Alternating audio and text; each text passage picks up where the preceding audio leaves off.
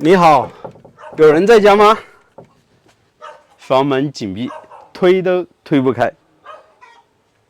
看看这栋房子，非常的古朴。我觉得这个大门特别的有意境，两边都是石块垒砌起来的院墙，然后这中间呢就是两扇木门，两边是木立柱，上面呢做了木门的一个吊脚楼，上面盖的是青瓦。进入之后才是整个院子。为什么这户人家要把院墙砌得这么高呢？可能我在想，当年这边土匪特别多，要把院墙砌高一点。还有句古话说的“高门出大富”，说的也是如此。我们先不走进房子里面看大概的情况，先沿着他们家外面来看一下。整个门前的视野特别的开阔，而且整个明堂就像一口大锅一样的，就在他们家的门前，对面的山峰一眼就可以看得到。那座笔架山中间是凸起，两边是凸起，有两个槽，大家觉得像什么呢？我觉得好像一头睡着的狮子。当然发挥自己的想象，这样的环境基本上都会出一些比较文化的一些人。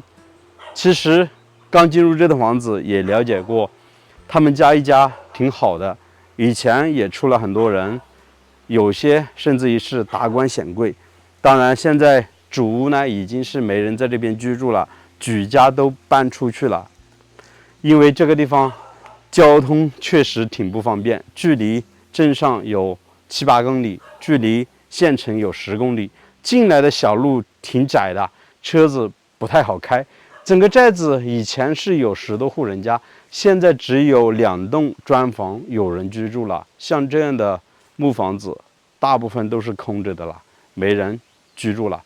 现在我们只能爬着围墙从这边走进去，看看他们家的房子究竟是什么样的。刚进入这个寨子，当地的邻居就告诉我说，这边以前有好几户地主。我在猜想，可能这样的一栋房子以前也是地主人家的房子。整个院墙都是石块垒砌而建成，这边有2棵大树，然后把整个房子完全是严严实实的包裹在了里面。这是一栋5柱8的木房子，可以看到整个屋顶呢盖的是青瓦，然后沿着这边我们看能不能走得进去。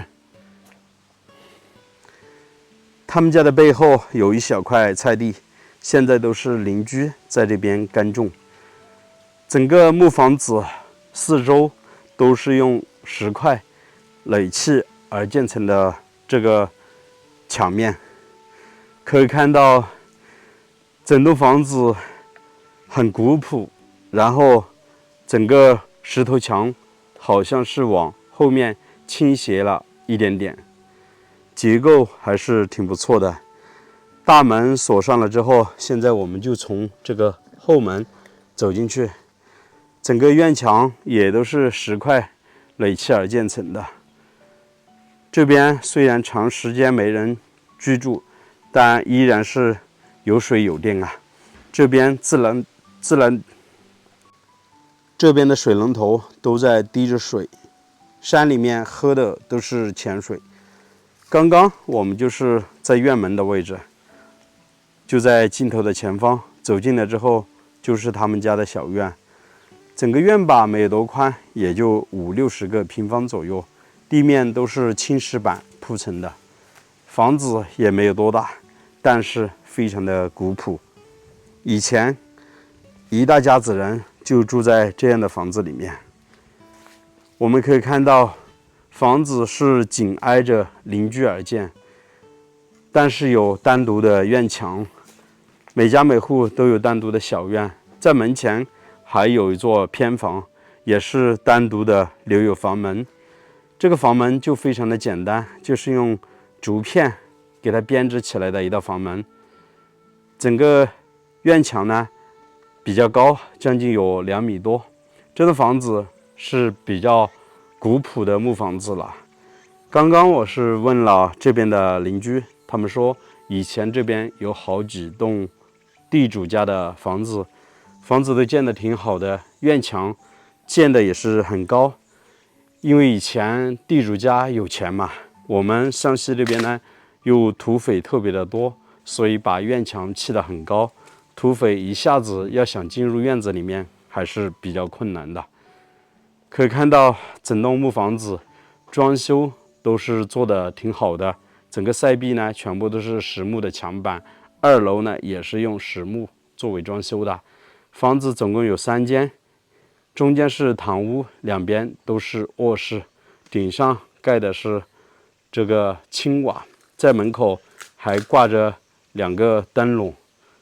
过年可能会回来，平时这家人基本上都不会回家，都没在这边居住了，也在外面重新建了新房。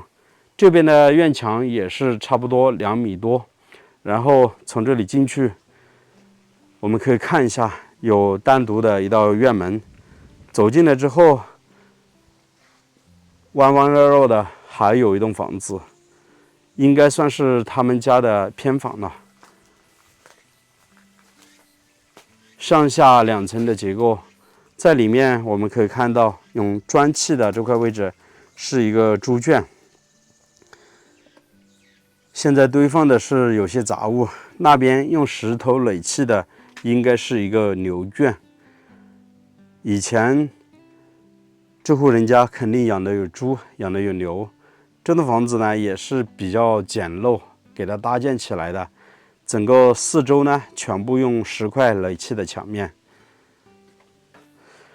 这个气温啊真的挺热的，拍一会儿视频是满头大汗。真的，他们家给人的感觉和别墅的房子不一样。像这样石头垒砌的整个围墙，在我们湘西这边并不多见。真的，当年如果没有特别有钱的人家，是建不了这样的房子。我们都知道，湘西呢，自古以来交通是非常的闭塞，当地老百姓呢，生活也是特别的贫穷，很艰苦的。要想建这样的一栋房子，确实挺不容易。在我们湘西这边的农村，家家户户以前都是靠贩卖一些木材啊、桐油这样子为生，然后沿着幽水河呢到沅江啊，还有这个园林啊、洞庭湖一带去贩卖一些盐巴、布匹回来。以前湘西这边大部分都是苗族和土家族，基本上是没什么汉族的，所以我们这边的房子大家也都可以看到，家家户户在屋门口的塞壁位置呢，基本上这些木板颜色都特别的深。为什么呢？